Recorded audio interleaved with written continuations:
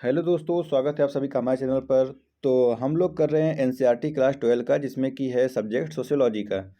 तो हम लोगों ने इसके पहले वीडियो बना चुका है, जो कि चैप्टर 1, 2, 3, 4, और आज हम लोग पढ़ रहे हैं चैप्टर 5, जिसका नाम है औद्योगिकरण, समाज में परिवर्तन और विकास। तो हम लोग इसमें आईएएस और पीसीएस के लिए तैयारी के लिए पढ़ रहे हैं, जो कि एनसीईआरटी पढ़ना बहुत ज़रूरी होता है। तो उसके लिए हम लोग ऐसे इसको पढ़ रहे हैं और इसका एनालिसिस कर रहे हैं। तो अगर आप इसके विद्यार्थी हैं क्लास 12 के, तो आपको पढ़ना तो ज़रूरी है। तो इसको देखिए और पढ़िए और समझिए। ठीक है, तो हम लोग आगे बढ़ते हैं। और हाँ सर, महत्वपूर्ण सूचना कि अगर आप वीडियो को पसंद आ रहा है तो वीडियो को प्लीज़ लाइक और सब्सक्राइब कर लीजिएगा। तो चलिए बढ़ते हैं। बॉलीवुड मुंबई महाराष्ट्र, यानी बॉलीवुड जो है वो मुंबई के महाराष्ट्र में है, जो कि महाराष्ट्र राज्य है, और उसमें मुंबई में आपके और मेरे लिए एक स्वप्न लोक की तरह हो सकता है, परंतु बहुत से लोगों के लिए यह उनके कार्य करने का स्थान है। किसी अन्य उद्योग की तरह इसके कामगार भी संघ के सदस्य हैं। उदाहरण के लिए नर्तक, जोखिम के कार्य करने वाले कलात्मक कलाकार एवं अतिरिक्त कलाकार कनिष्ठ कलाकार संघ, जूनियर आर्टिस्ट एसोसिएशन के सदस्य होते हैं। उनकी मांग है कि 8 घंटे की शिफ्ट हो, मेहनताना मेहनताना वाजिब हो और कार्य अवस्था सुरक्षित हो। इस उद्योग के उत्पादनों का विज्ञापन एवं बाजार में जाना फिल्म वितरक के द्वारा एवं सिनेमा हॉल मालिकों अथवा संगीत के कैसेट्स एवं वीडियोज बेचने वाली दुकानों के द्वारा होता है। और इस उद्योग में कार्य करने वाले लोग किसी अन्य उद्योग की तरह उसी शहर में रहते हैं, लेकिन शहर में उनके द्वारा किए गए विभिन्न कार्य वे लोग कौन हैं और कितना कमाते हैं पर निर्भर करता है। फिल्म सितारे और कपड़ा मालिकों के मालिक जुहू जैसे स्थानों पर रहते हैं, जबकि अतिरिक्त कलाकार और कपड़ा मिल के मजदूर गोरेगांव जैसे जगहों पर रहते हैं। कुछ 5 सितारा होटल यानी 5 स्टार होटल में जाते हैं और जापान का सुशी जैसा खाना खाते हैं, जबकि कुछ स्थानीय हाथ गाड़ियों पर वड़ा पाव खाते हैं। मुंबई के लोगों को कहाँ वे रहते हैं, क्या वे खाते हैं और कितने कीमती कपड़े पहनते हैं के आधार पर विभाजित किया जाता है, परंतु कुछ सामान्य बातें या वस्तुएं जो शहर उन्हें देता है के आधार पर वे समान यानी संगठित भी हैं। वे एक जैसी फिल्में और क्रिकेट मैच देखते हैं। वे समान आयु प्रदूषित वातावरण में आवागमन करते हैं और उन सब की आकांक्षा होती है कि उनके बच्चे अच्छा काम करें। लोग कहाँ और कैसा कार्य करते हैं, वे किस तरह का कार्य व्यवसाय करते हैं, यह सब उनकी पहचान का महत्वपूर्ण हिस्सा होता है। इस अध्याय में हम देखेंगे कि प्रौद्योगिकी में होने वाले परिवर्तन और लोग किस प्रकार का कार्य करते हैं, जिससे भारत में सामाजिक संबंधों में परिवर्तन आता है। दूसरी तरफ सामाजिक संस्थाएं जैसी जाति नातेदारी का संजाल, लिंग एवं क्षेत्र भी कार्य को संगठित करने के तरीके अथवा उत्पाद को बाजार में भेजने के तरीकों को प्रभावित करते हैं। यह समाजशास्त्रियों के लिए शोध का एक बड़ा क्षेत्र है। उदाहरण के लिए हम महिलाओं को कुछ अन्य क्षेत्रों जैसे इंजीनियरिंग बजाय नर्सिंग अथवा शिक्षण के कार्यों में अधिक क्यों पाते हैं। यह मात्र एक संयोग है अथवा इसके पीछे समाज की यह सोच है कि महिलाएं देखभाल एवं पालन पोषण के क्षेत्र के लिए अधिक उपयुक्त है बनिस्बत उन कार्यों के जो सख्त और पुरुषिच नज़र आते हैं, जबकि नर्सिंग के कार्य में एक पुल को डिजाइन करने से अधिक बल की आवश्यकता होती है। अगर अधिक महिलाएं इंजीनियरिंग के क्षेत्र में जाती हैं तो इस व्यवसाय को कैसे प्रभावित करती हैं। आपने अपने आप से पूछिए कि क्यों भारत में कॉफ़ी के विज्ञापन में पैकेट पर 2 कप दिखाए जाते हैं, जबकि अमेरिका में 1 कप। इसका उत्तर यह है कि बहुत से भारतीय कॉफ़ी पीने को सामाजिकता का निभाने का एक अवसर मानते हैं, जबकि अमेरिका में कॉफ़ी पीना सवेरे उठकर स्फूर्ति लाने वाले पेय को पीने जैसा है। समाजशास्त्री इन प्रश्नों में रुचि रखते हैं कि क्या उत्पादित करता है, कौन कहाँ कार्य करता है, कौन किसको कैसे बेचता है। यह व्यक्तिगत रुचि नहीं है, बल्कि सामाजिक प्रारूपों का नतीजा है। इसके विपरीत लोगों की रुचियाँ यह समझाने में कि सामाजिक कार्य कैसे होता है से प्रभावित होती है। तो यहाँ पर अब पहला पॉइंट आता है औद्योगिक समाज की कल्पना। देखिए, तो अभी तक हम लोग इंट्रोडक्शन पढ़ रहे थे, अब आता है यहाँ पर पॉइंट औद्योगिक समाज की कल्पना। क्या है औद्योगिक समाज और उसकी क्या कल्पना है, जानते हैं। समाजशास्त्र के अनेकों महत्वपूर्ण कार्य तब किए गए थे जबकि औद्योगिकरण एक नई अवधारणा था और मशीनों ने एक महत्वपूर्ण स्थान ग्रहण किया हुआ था। कार्ल मार्क्स, वेबर और एमिल दुर्खीम जैसे एमएल दुर्खाइम जैसे विचारकों ने उद्योग की बहुत सी नई संकल्पनाओं से स्वयं को जोड़ा। ये थी नगरीकरण, जिसमें जिसने आमने सामने के संबंध को बदला, जो कि ग्रामीण समाजों में पाए जाते थे, जहाँ के लोग अपने या जान पहचान के भूस्वामियों के खेतों में काम करते थे। उन संबंधों का स्थान आधुनिक कारखानों एवं कार्यस्थलों के अज्ञात व्यवसायिक संबंधों ने ले लिया। औद्योगिकरण से एक विस्तृत श्रम विभाजन होता है। लोग अधिकतर अपने कार्यों का अंतिम रूप नहीं देख पाते, क्योंकि उन्हें उत्पादन के एक छोटे से पुर्जे को बनाना होता है। अक्सर यह कार्य दोहराने और थकाने वाला होता है, लेकिन फिर भी बेरोजगार होने से यह स्थिति अच्छी है। मार्क्स ने इन स्थिति को अलगाव कहा, जिसमें लोग अपने कार्य से प्रसन्न नहीं होते। उनकी उत्तरजीविता भी इस बात पर निर्भर करती है कि मशीनें मानवीय श्रम के लिए कितना स्थान छोड़ती है। औद्योगिकरण कुछ एक स्थानों पर जबरदस्त समानता लाता है। उदाहरण के लिए रेलगाड़ियों, बसों और साइबर कैफे में जाति भेदभाव के महत्व का न होना। दूसरी तरफ भेदभाव के पुराने स्वरूपों को नए कारखानों और कार्यस्थलों में भी देखा जा सकता है। हालांकि इस संसार में सामाजिक असमानताएं कम हो रही हैं, लेकिन आर्थिक या आय से संबंधित असमानताएं उत्पन्न हो रही हैं। बहुधा सामाजिक और आय संबंधी असमानता परस्पर एक दूसरे पर छा जाती है। उदाहरण के लिए अच्छे वेतन वाले व्यवसायों जैसे मेडिसिन, कानून अथवा पत्रकारिता में उच्च जाति के लोगों का वर्चस्व आज भी बना हुआ है। महिलाएं अधिकांशतः समान कार्य के लिए कम वेतन पाती हैं। दूसरा पॉइंट आता है भारत में औद्योगिकरण। तो भारतीय औद्योगिकरण की विशेषताएं। भारत में औद्योगिकरण से होने वाले अनुभव कई प्रकारों से पाश्चात्य प्रतिमान से समान और कई प्रकारों से भिन्न थे। विभिन्न देशों के बीच किए गए तुलनात्मक विश्लेषण ये सुझाते हैं कि औद्योगिकरण पूंजीवाद का कोई आदर्श प्रतिमान नहीं है। चलिए अब हम इसे भिन्नताओं के बिंदु से प्रारंभ करते हैं। इसे लोगों के कार्य करने के तरीके से संबंध करते हैं। विकसित देशों में जनसंख्या का एक बड़ा भाग नौकरी पेशा लोगों का होता है। उसके बाद उद्योगों में और 10% से कम कृषि कार्यों में लगे होते हैं। ILO के आंकड़े 2018-19 में भारत में लगभग 43% लोग प्राथमिक क्षेत्र कृषि एवं खाद्यान्न, 25% लोग द्वितीय क्षेत्र उत्पादन, निर्माण और उपयोगिता, और 23% लोग तृतीय यानी व्यापार, यातायात, वित्तीय सेवाएं में कार्यरत थे। फिर भी अगर हम इन क्षेत्रों की आर्थिक वृद्धि को देखें तो कृषि कार्यों को हिस्से में तेजी से ह्रास हुआ और इस क्षेत्र में होने वाले कार्य लगभग आधे से अधिक हो गए। यह स्थिति बहुत ही गंभीर है, क्योंकि इसका अर्थ यह हुआ कि जिस क्षेत्र में लोग ज़्यादा कार्यरत हैं वह उन्हें अधिक आमदनी देने में सक्षम नहीं है।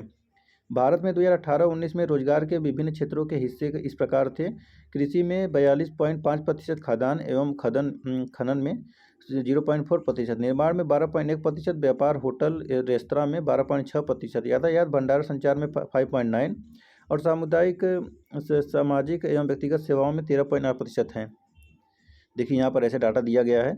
तो 1972-73, 2018-19 है। विकसित और विकासशील देशों में एक और बड़ा अंतर नियमित वेतनभोगी कार्यरत लोगों की संख्या का होना है। विकसित देशों में औपचारिक रूप से कार्यरत लोग बहुसंख्यक हैं। भारत में 52% से अधिक लोग स्वरोजगारी है। केवल 24% लोग नियमित वेतन भोगी रोजगार में है, जबकि लगभग 24% लोग अनियमित मजदूर हैं। यहाँ दी गई तालिका में 1972 से 73 और 2018 तक ऐसे 19 तक ग्रामीण नगरीय क्षेत्रों में होने वाली परिवर्तनों को दर्शाया गया है। आगे बढ़ते हैं। इसका पहला अर्थ यह है कि बहुत कम लोग बड़ी फर्मों में रोजगार करते हैं, जहाँ की दूसरे क्षेत्रों और पृष्ठभूमि वाले लोगों से मिल पाते हैं। नगरीय क्षेत्र इस प्रकार के कुछ मौके दे पाता है। नगरीय क्षेत्रों में आपका पड़ोसी भिन्न क्षेत्र हो सकता है। मोटे तौर पर अधिकतर भारतीय लोग छोटे पैमाने पर कार्य कर रहे हैं स्थानों पर ही काम करते हैं। यहाँ कार्य कई पक्षों में निर्धारण व्यक्तियों संबंधों से होता है। अगर नियोजक आपको पसंद करता है तो आपको वेतन बढ़ा सकता है। अगर आप उसके साथ झगड़ा करते हैं तो आपका रोजगार भी गंवा सकता है। आगे बढ़ते हैं। तो देखिए यहाँ पर अब आता है भूमंडलीकरण, उदारीकरण एवं भारतीय उद्योगों में परिवर्तन कैसे हुआ। तो सन 1990 के दशक से सरकार ने उदारीकरण की नीति को अपनाया। निजी कंपनियां विदेशी फर्मों को उन क्षेत्रों में निवेश करने के लिए प्रोत्साहित किया जा रहा है जिन्हें पहले ये सरकार के लिए, जैसे दूरसंचार, नागरिक उड्डयन एवं ऊर्जा आदि के लिए आरक्षित थे। उद्योगों को खोलने के लिए अनुज्ञप्ति लाइसेंस वांछित नहीं है। अब भारतीय दुकानों पर विदेशी वस्तुएं आसानी से उपलब्ध हो जाती हैं। उदारीकरण के परिणाम स्वरूप बहुत सी भारतीय कंपनियों, छोटी एवं बड़ी को बहुदेशीय कंपनियों ने खरीद लिया है। साथ ही साथ कुछ भारतीय कंपनियां बहुदेशी कंपनियां छोटी एवं बड़ी बन गई हैं। इसका पहला उदाहरण है जब पार्ले पे को कोका कोला ने खरीदा। पार्ले पे की सालाना आमदनी 250 करोड़ रुपए थी, जबकि कोका कोला का विज्ञापन बजट 400 करोड़ रुपए है। विज्ञापन का यह स्तर स्वाभाविक रूप से उपभोग को बढ़ा देता है। परंपरागत कोका कोला ने आज कई भारतीय पेयों का स्थान ले लिया है। उदारीकरण का दूसरा महत्वपूर्ण क्षेत्र खुदरा व्यापार से हो सकता है। आपके विचार से क्या भारतीय डिपार्टमेंटल स्टोर भारतीय बहुविभागीय भंडारों किराने की दुकान अपने पड़ोस में या छोटे शहरों के कपड़ों की दुकान से खरीदारी करने की वरीयता देते हैं, अथवा वे व्यापार के लिए बाहर जाते हैं? आगे बढ़ते हैं तो देखते हैं कि सारांश में भारत अभी भी एक कृषि प्रधान देश है। सेवा क्षेत्र, दुकानें, बैंक, IT उद्योग, होटल्स और अन्य सेवाओं के क्षेत्र में अधिक लोग आ रहे हैं और नगरीय मध्य वर्ग की संख्या भी बढ़ रही है। नगरीय मध्य वर्ग के साथ वे मूल्य जो टेलीविज़न सीरियलों और फिल्मों में दिखाई देते हैं भी बढ़ रहे हैं। परंतु हम यह भी देखते हैं कि भारत में बहुत कम लोगों के पास सुरक्षित रोजगार है। यहाँ तक कि छोटी संख्या की अस्थायी सुरक्षित रोजगार भी अनुबंधित कामगारों के कारण असुरक्षित होते जा रहे हैं। अब तक सरकारी रोजगार ही जनसंख्या के अधिकांश लोगों का कल्याण करने का एक बड़ा मार्ग था, लेकिन अब वह भी कम होता जा रहा है। कुछ अर्थशास्त्रियों ने इस पर विचार विमर्श भी किया, लेकिन विश्वव्यापी उदारीकरण एवं निजीकरण के साथ आमदनी की असमानताएं भी बढ़ रही है। आपको इस विषय पर अधिक जानकारी भूमंडलीकरण के अगले अध्याय में पढ़ने को मिलेगी। अब यहाँ पर तीसरा पॉइंट आता है, लोग काम किस तरह कर पाते हैं। तो बहुत कम अनुपात में लोग विज्ञापन या रोजगार कार्यालय के द्वारा नौकरी प्राप्त कर पाते हैं। वे लोग जो स्वनियोजित हैं, जैसे नलसाज, बिजली मिस्त्री और बढ़ई खाती या तरखान एक तरफ है, और निजी ट्यूशन देने वाले अध्यापक, वास्तुकार और स्वतंत्र रूप से काम करने वाले चित्रकार दूसरी तरफ हैं। इन एक फैक्ट्री कामगारों को रोजगार देने का तरीका भिन्न होता है। पहले बहुत कामगार ठेकेदार या काम देने वाले रोजगार पाते थे। कानपुर कपड़ा मिल में रोजगार दिलाने वाले मिस्त्री बोलते थे और वे खुद भी वहाँ काम करते थे। देखिए यहाँ पर है कि आजकल काम दिलाने वाले का महत्व कम हो गया है और कार्यकारिणी तथा यूनियन दोनों ही अपने लोगों को काम दिलाने में महत्वपूर्ण भूमिका निभाते हैं। कुछ कामगार यह भी चाहते हैं कि उनका काम उनके बच्चों को दे दिया जाए। बहुत सी फैक्ट्रियों में बदली कामगार भी होते हैं जो कि छुट्टी पर गए मजदूरों के स्थान पर काम करते हैं। बहुत से बदली कामगार एक ही कंपनी में बहुत लंबे समय से काम कर रहे होते हैं, किंतु उन्हें सबके समान अस्थायी पद और सुरक्षा नहीं दी जाती है। इसे संगठित क्षेत्र में अनुबंधित कार्य कहते हैं। रोजगार के अवसरों में दो तत्व शामिल होते हैं, किसी संगठन में रोजगार, स्वरोजगार। हाल ही में भारत सरकार ने मुद्रा योजना, आत्मनिर्भर भारत या मेक इन इंडिया जैसे कार्यक्रमों को प्रारंभ किया है, जिससे रोजगार और स्वरोजगार संभव हो सकते हैं। इन प्रयासों से हाशिए पर खड़े लोगों जैसे अनुसूचित जाति, अनुसूचित जनजाति एवं महिलाओं सहित सभी वर्गों का संवर्धन करने की उम्मीद है। इन सकारात्मक प्रयासों ने भारत के युवाओं, जिन्हें जननायकी डिविडेंड भी कहा जाता है, को विकास की प्रक्रिया से जोड़ दिया गया है। हालांकि दिहाड़ी मजदूरों के काम की ठेकेदारी व्यवस्था ज़्यादातर भवन निर्माण के कार्य स्थान पर या ईंटें बनाने के स्थान पर आदि पर दिखाई देती है। ठेकेदार गांव जाता है और वहां काम चाहने वाले लोगों को इस बारे में पूछता है। वह उन्हें कुछ पैसा उधार भी दे देता है। उधार दिए गए पैसों में काम के स्थान पर आने के यातायात का पैसा होता है। उधार पैसा अग्रिम दिहाड़ी माना जाता है और जब तक उधार नहीं चुका पाता वह बिना किस पैसे काम करता है। अब आता है चौथा, काम को किस तरह किया जाता है। तो इस भाग में हम यह जानकारी देंगे कि काम को वास्तव में किस तरह किया जाता है। हमारे आसपास हम जिन उत्पादों को देखते हैं उन्हें कैसे बनाया जाता है। एक ऑफिस या फैक्ट्री में मैनेजर और कामगारों के संबंध कैसे होते हैं। भारत में बड़े कार्यस्थलों में संपूर्ण कार्य को स्वतः घर में हो रहे उत्पादन की तरह किया जाता है। मैनेजर का मुख्य कार्य होता है कामगारों को नियंत्रित रखना और उनसे अधिक काम करवाना। कामगारों से अधिक कार्य करवाने के दो तरीके होते हैं। पहला, कार्य घंटों में वृद्धि। दूसरा, निर्धारित दिए गए समय में उत्पादित वस्तु की मात्रा को बढ़ा देना। मशीनें उत्पादन को बढ़ाने में सहायक होती हैं, परंतु ये खतरे भी पैदा करती हैं और अंततः मशीनें कामगारों का स्थान ले रही हैं। इसलिए मार्क्स और महात्मा गांधी दोनों ने मशीनीकरण को रोजगार के लिए खतरा माना। अब देखिए, भारत का सबसे पुराना उद्योग है कपड़ा मिल। वहाँ के कामगार अपने आप को मशीन के विस्तार की तरह वर्णित करते हैं। एक पुराना बुनकर रामचंद्र, जो कि 1940 में कानपुर कपड़ा मिल में काम करता था, कहता है, आपको ऊर्जा की आवश्यकता होती है। आंखें, गर्दन, टांगें, हाथ और शरीर का प्रत्येक हिस्सा घूमता है। बुनाई के काम में लगातार टकटकी लगानी पड़ती है। आप कहीं नहीं जा सकते। आपका पूरा ध्यान मशीन पर केंद्रित होना चाहिए। अब 4 मशीनें चल रही हों तो चारों को चलाना चाहिए, उन्हें रुकना नहीं चाहिए। अधिक मशीनों वाले उद्योगों में कम लोगों को काम दिया जाता है, लेकिन जो होते हैं उन्हें भी मशीनी गति से काम करना होता है। मारुति उद्योग लिमिटेड में प्रत्येक मिनट में 2 कारें तैयार होकर एकत्रित होने वाले स्थान पर आ जाती हैं। पूरे दिन में कामगारों को केवल 45 मिनट का विश्राम मिलता है। 2 चाय की छुट्टियां 7.5 मिनट प्रत्येक और आधा घंटा खाने की छुट्टी। उनमें से प्रत्येक 40 वर्ष का होने तक पूरी तरह थक जाता है और स्वैच्छिक अवकाश ले लेता है। जबकि उत्पादन अधिक हो रहा है और कारखाने में अस्थायी रूप से काम करने वाले की संख्या कम हो गई है। कारखाने में सभी कार्य जैसे सफाई, सुरक्षा, यहाँ तक कि पुर्जों का उत्पादन भी बाहरी स्रोतों से होता है। पुर्जे देने वाले कारखाने के आसपास ही रहते हैं और प्रत्येक पुर्जे को 2 घंटे या नियत समय में भेज देते हैं। बाहरी स्रोतों से किया गया कार्य समय पर पूरा हो जाता है और कंपनी को सस्ता पड़ता है, लेकिन इससे कामगारों में तनाव आ जाता है। अगर उनकी सप्लाई नहीं आ पाती तो उनके उत्पादन का लक्ष्य विलंब से पूरा हो जाता है, और तब तक आ पाता है तो उसे रखने के लिए उन्हें भाग-दौड़ करनी पड़ती है। कोई आश्चर्य नहीं करनी करनी पड़ती कि कोई आश्चर्य नहीं अगर ऐसा करने में वे पूरी तरह निढाल हो जाते हैं।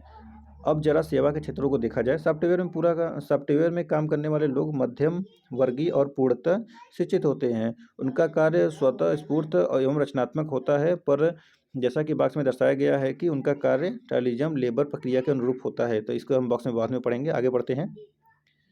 तो देखिए, यहाँ पे 5वां पॉइंट आता है अब कार्य अवस्थाएं। 5वां पॉइंट क्या है? कार्य अवस्थाएं।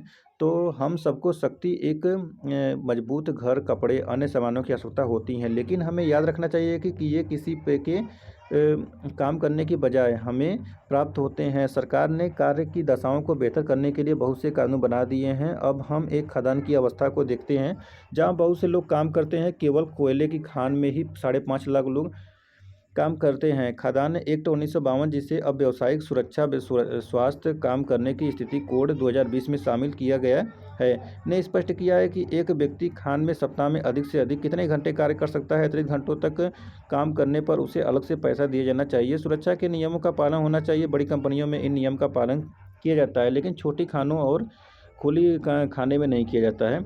भूमिगत खानों में कार्य करने वाले कामगार बाढ़, आग, ऊपरी या सतह के हिस्से के धंसने से बहुत खतरनाक स्थितियों का सामना करते हैं। गैसों के उत्सर्जन और ऑक्सीजन के बंद होने के कारण बहुत से कामगारों को सांस से संबंधित बीमारियां हो जाती हैं, जैसे क्षय रोग या सिलिकोसिस। जो खुली खानों में काम करते हैं वे तेज धूप और वर्षा में काम करते हैं। खान के फटने से या किसी चीज़ के गिरने से आने वाली चोट का सामना भी करते हैं। इस तरह होने वाली दुर्घटनाओं की दर भारत में अन्य देशों की तुलना में काफ़ी ज़्यादा है। कई उद्योगों में कामगार प्रवासी होते हैं। मछली संसाधन जो समुद्र किनारे होते हैं, अधिकांशतः तमिलनाडु, कर्नाटक, केरल की एकल युवा महिलाएं कार्य करती हैं। ये 10-12 की संख्या में एक छोटे से कमरे में रहती हैं। कभी कभी वे वहाँ पारी में रहती हैं। आगे आते हैं। अब 6वां पॉइंट, घरों में होने वाला काम क्या है? तो घरों पर किया जाने वाला काम आर्थिकी का महत्वपूर्ण हिस्सा है। इसमें लेंस बनाना, जारी या ब्रोकेट का काम, गलीचों, बीड़ियों, अगरबत्तियों और ऐसे ही अन्य उत्पादों को बनाया जाता है। ये कार्य मुख्य रूप से महिलाओं या बच्चों द्वारा किए जाते हैं। अब हम बीड़ी उद्योग के बारे में जानकारी लेते हैं। बीड़ी बनाने की प्रक्रिया जंगल के पास वाले गाँव से शुरू होती है। वहाँ गांव वाले तेंदू पत्ते तोड़कर जंगलात विभाग या निजी ठेकेदार को बेच देते हैं, जो कि इसे वापस जंगलात विभाग को बेच देता है। औसतन एक आदमी दिन भर में 100 बंडल यानी हर एक पे 50 पत्ते हैं इकट्ठे कर सकता है। सरकार बीड़ी कारखानों के मालिकों को ये पत्ते नीलाम कर देती है, जो ठेकेदारों को दे देते हैं। ठेकेदार इनमें तंबाकू भरने के लिए वापस घर पर काम करने वाले को दे देता है। ये अधिकांशतः महिलाएं होती हैं। ये पहले पत्तों को गीला करके गोलाकार कर देती हैं, फिर उसे काटती हैं, फिर तंबाकू भरकर उसे बांध देती हैं। ठेकेदार बीड़ियों को वहाँ से लेकर उसे उत्पादक को बेच देता है। इन्हें पकाता या सेंकता है और उन्हें ब्रांड का लेबल लगा देता है। उत्पादन इन्हें बीड़ियों के वितरक को बेच देता है, जो उन्हें थोक विक्रेताओं को देता है और फिर यह आपके पड़ोस वाली पान की दुकान पे बेच दी जाती है।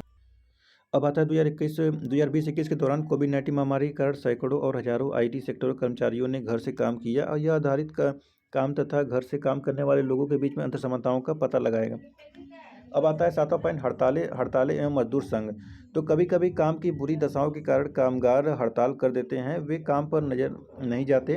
तालाबंदी की दशा में व्यवस्थापक मिल का दरवाज़ा बंद कर देते हैं और मजदूरों को अंदर आने से रोक देते हैं। हड़ताल करना मुश्किल फैसला होता है क्योंकि व्यवस्थापिका अतिरिक्त मजदूरों को बुलाने का प्रयास करते हैं। कामगारों के लिए भी वेतन का रहना मुश्किल हो जाता है। हम 1982 में बम्बई टेक्सटाइल मिल की उस प्रसिद्ध हड़ताल के बारे में बात करते हैं, जो व्यापार संघ के नेता डॉक्टर दत्ता सामंत की अगुवाई में हुई थी, जिसकी वजह से लगभग 2.5 लाख कामगार और उनके परिवार के लोग प्रभावित हुए थे। कामगारों की मांग थी कि उन्हें बेहतर मजदूरी और अपने खुद के संघ बनाने की इजाज़त दी जाए। धीरे-धीरे 2 सालों के बाद उन लोगों ने काम पर जाना शुरू कर दिया, क्योंकि वे परेशान हो चुके थे। लगभग 1 लाख कामगार बेरोजगार हो गए और वापस अपने गाँव लौट गए। यह दिहाड़ी पर काम करने लगे। शेष आसपास के दूसरे छोटे कस्बे भीवड़ी, मलेगांव और इच्छा लजकरंजी बिजली कारखाना आधुनिकीकरण मशीनें निवेश नहीं है। देखिए इस प्रकार ये समाप्त होता है क्वेश्चन चैप्टर। और हम लोग पढ़ेंगे। देखिए यहाँ पे कुछ काम वगैरह चल रहा है, तो इसीलिए बहुत सारे शोर हो रही हैं। दिवाली का समय है, तो यहाँ पर अपने लोग जश्न मना रहे हैं। देखिए, तो हम लोग पढ़ रहे थे एनसीईआरटी क्लास 12 का, जिसको सोशियोलॉजी था, चैप्टर 5। ठीक है, चैप्टर 5 का नाम था औद्योगिक समाज एवं परिवर्तन और विकास। तो हम लोग फिर मिलेंगे चैप्टर 6 के साथ में। चलिए फिर, धन्यवाद।